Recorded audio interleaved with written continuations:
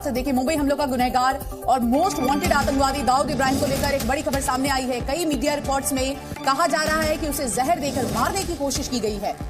और इसके बाद देखिए, ये भी खबर आ रही है कि उसे पाकिस्तान के कराची के एक अस्पताल में भर्ती किया गया है। हालांकि इस खबर की अभी तक किसी ने पुष्टि नहीं की है और साथ ही इस बात के बारे में भी कोई जानकारी नहीं हो पाई है कि उसे किसने जहर दिया। दाऊद इब्राहिम लंबे वक्त से पाकिस्तान में ही छुपा हुआ है। आपको बता दें कि दाऊद इब्राहिम 1993 के मुंबई बम ब्लास्ट का मास्टरमाइंड है, जिसमें 250 से ज्यादा लोगों की जान चली गई थी। और अब ये खबर आ रही है कि उसे किसी ने जहर देकर मारने की कोशिश की है। आखिर कौन हो सकता है, इसके पीछे किसका हाथ हो सकता है, इसको लेकर कोई खुलासा नहीं हुआ है। बिल्कुल। और देखिए किस तरह से मुंबई ब्लास्ट से पहले दाऊद आईएसआई के साथ उसने हाथ मिलाया था, क्योंकि जिस तरह की एक्टिविटीज वो इंडिया में कर रहा था, उसके बाद वो भगौड़ा भी साबित हुआ था। मुंबई ब्लास्ट के बाद भारत के कई शहरों में दंगे हुए थे। वो तस्वीरें हमने देखी थी, किस तरह से दहल उठा था। मुंबई आईएसआई ने दंगों को भड़काया था। दाऊद के गुर्गों का इस्तेमाल किया गया था। डी कंपनी चलाता है दाऊद इब्राहिम।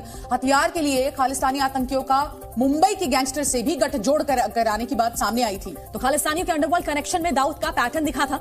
90 के दशक में यह भी देखा गया कि किस तरह से फिल्म इंडस्ट्री में इसका दखल था और साथ ही पाकिस्तान किस तरह से दाऊद को सपोर्ट करता रहा है, उसे संरक्षण देता रहा है। यहां तक कि जब यहां से भारत से भागा था 1977 की अगर बात करें तो स्मगलिंग करना दाऊद इब्राहिम ने शुरू किया था। इस तरह से देखिए, उसने अपने काले कारनामे की शुरुआत की थी। 1977 में स्मगलिंग किया करता था, उसका बड़ा नाम था स्मगलिंग की दुनिया में। 1986 में दुबई भाग गया, क्योंकि भारत से भागने के बाद उसे कहीं जगह चाहिए थी। अपने पूरे परिवार के साथ वो दुबई भागा। मुंबई बम धमाके करवाए उसने 1993 में, जिसमें 250 लोगों की जान चली गई थी। 90 के दशक में किस तरह से बॉलीवुड में, फिल्म इंडस्ट्री में उसका दखल रहा था। कई बार धमकियां भी मिलती थी उसके नाम से। 2003 में ग्लोबल टेररिस्ट उसे घोषित किया गया। बिल्कुल। पाकिस्तानी सपोर्ट आईएसआई मदद करता है दाऊद की, और साथ ही साथ 25 लाख दाऊद को पकड़ने का इनाम रखा गया है। तो कुल मिलाकर एक तस्वीर हमने आपको दिखाने की कोशिश की कि दाऊद इब्राहिम।